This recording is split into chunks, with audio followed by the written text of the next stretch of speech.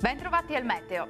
Anticiclone in indebolimento, tempo instabile sulle Alpi a causa di una nuova goccia fresca in quota che darà luogo a precipitazioni. Vediamo il dettaglio di giovedì 22 agosto. Sul Veneto avremo un ampio soleggiamento dappertutto, il cielo sarà al massimo poco nuvoloso, qualche addensamento sui rilievi anche con isolati temporali localmente in estensione anche alle pianure entro la notte.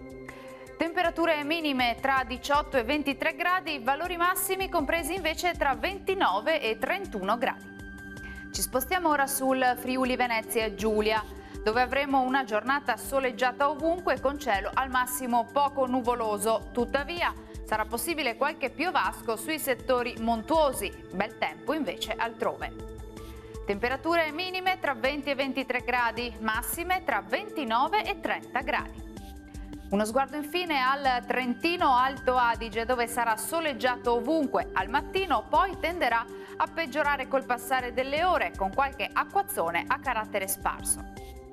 Temperature minime sui 18 gradi, massime comprese invece tra 30 e 31 gradi circa.